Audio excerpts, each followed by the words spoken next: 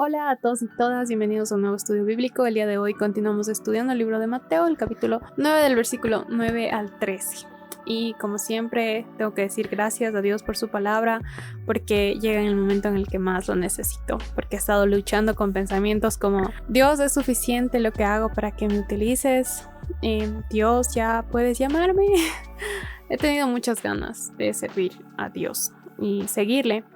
Y mi corazón estaba en lo que yo podía dar, en cómo podía yo moverme, en cómo podía ser usada, a dónde podría Él llevarme. Un montón de preguntas, anhelos y pensamientos que se centran en lo que yo puedo hacer para el reino, pero no en lo que Él puede hacer. La verdad es que no se trata jamás de nosotros, y Dios me manda a aprender en sí de Mateo y a comprender la razón por la que nos llama, que muchas veces, si no es que nunca, es por lo bueno que somos, sino más bien nos llama por lo contrario, y cómo Dios usa eso que parece inútil quizás para los demás, pero le da un propósito completamente diferente, así no lo entendamos ahora. Así que oremos para comenzar. Gracias, Padre, por tu palabra. Gracias, Dios, porque es buena, Señor, tu voluntad es buena. Gracias, Dios, por utilizarnos, por atraernos a ti. Te pido, Dios, que abras nuestros corazones para escucharte, para entender lo que quieras decirnos. Te pido que seas tú hablando y no yo. En el nombre tuyo oro, amén. Comenzamos leyendo el versículo 9, que dice: pasando Jesús de ahí, vio a un hombre llamado Mateo,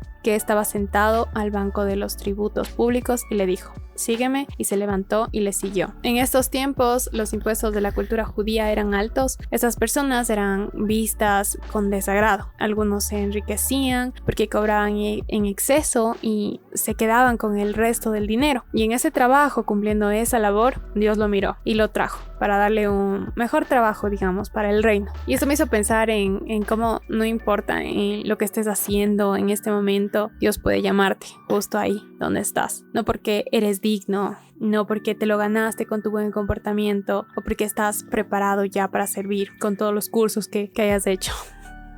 Cristo llama no por lo que haces o cómo eres. Dios te llama por quién es Él. Él es misericordioso y amoroso, y la gloria se la va a llevar Él. Ese tipo de amor no nos lo brinda nadie más que Jesús. Así que aquí vemos también un corazón dispuesto de Mateo. Él solo se levantó y le siguió. Él no preguntó, él confió y solo se paró y le siguió, dejó todo lo que estaba haciendo. Él no dijo: ¿a dónde, Dios? Él fue a aprender en el camino. Y eso fue como un golpe duro para mí. Porque el Señor solo ve que nuestro corazón esté dispuesto y que nosotros entendamos que con quién estamos caminando, a dónde, el cuándo y el cómo y el para qué.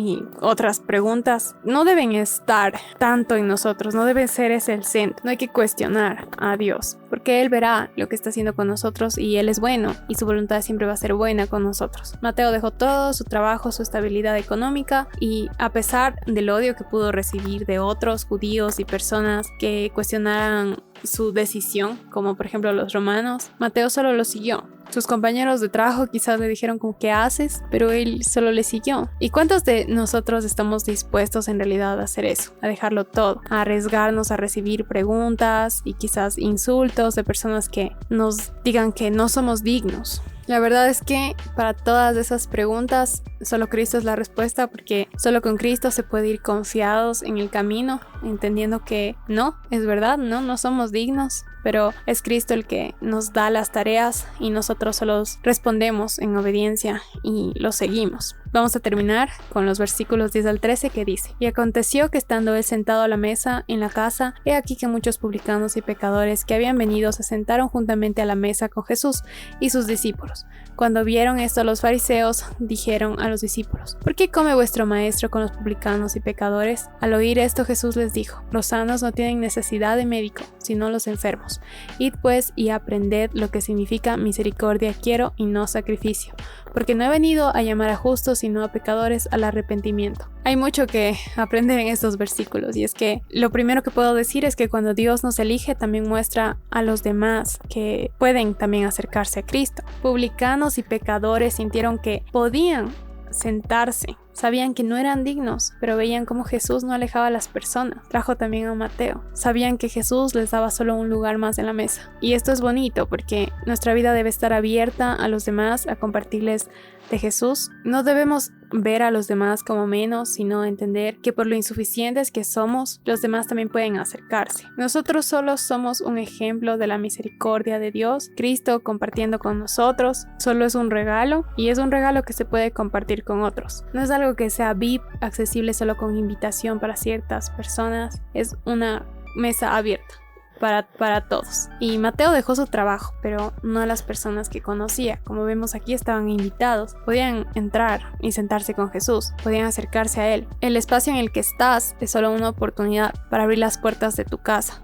y compartir de Jesús. Entonces tenemos la pregunta de ¿por qué eligió Dios a Mateo? Y la respuesta también explica el por qué nos eligió a nosotros. Y es que Él ve mucho más allá de lo que nosotros vemos. Por medio de Mateo pudieron acercarse muchos, y de igual manera por medio de ti. Los encuentros con Jesús no siempre son en la iglesia. Dios puede acercarse en una comida con tus amigos, o incluso en un evento en el que estén muchas personas, tanto publicanos, pecadores, judíos, entre otros. Todos pueden escuchar y ver lo que hace Jesús. Y si tú tienes miedo de acercarte a Dios, no debes temer, porque Él come contigo, come con nosotros, es nuestro amigo, nos ama tanto que puso su vida en esa cruz. ¿Por qué se sentaría con nosotros? ¿Por qué nos dio ese regalo? Él sabe que nosotros necesitamos de Él. Él conoce nuestro corazón vacío y nuestras almas perdidas. Y Él es el único que puede sanarnos, nos llena y nos muestra el camino. Y es exactamente eso lo que dicen los versículos. Un corazón que cree que lo tiene todo,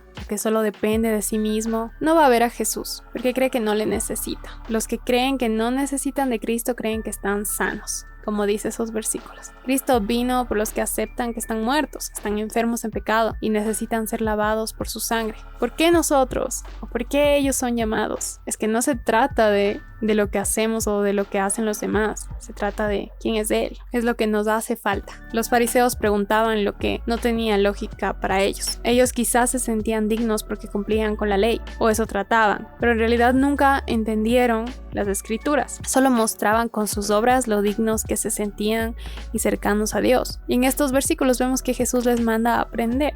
Entiendan lo que quiere Dios. Aquí vemos que Él desea misericordia, y Cristo mismo es la imagen de la misericordia. Nosotros necesitamos de Él, y de eso también estamos llamados a dar. La cultura judía estaba acostumbrada a entregar sacrificios para cubrir sus deudas con Dios, y aquí Cristo nos muestra que ningún sacrificio o buena obra es suficiente para ser llamados, para tener una relación con Él. Cristo, sin embargo, tuvo compasión por nuestro sufrimiento, y Él brindó ayuda. Eso es lo que muchos olvidan, viven para sí mismos. Pero ¿qué pasa con los abandonados, con los perdidos, los que sienten que no tienen un lugar en la sociedad o que no pueden acercarse a Dios? Tenemos que ayudarles, tenemos que acercarles a Cristo, como Él se acercó a nosotros, mostrarles que nosotros no somos dignos, pero que Cristo nos llama y los quiere a ellos también. Mostrarles esa libertad que Cristo da en la cruz es la cura para todos, porque todos tenemos esa necesidad de ser sanados de la enfermedad mortal llamada pecado. Y con eso terminamos el estudio de hoy. Compartamos más de su palabra y que muchos sean contagiados de esa misericordia. Gracias, Padre, por tu palabra. Gracias, Dios, por que nos llama, Señor, a ir por los perdidos. Te pido, Dios, que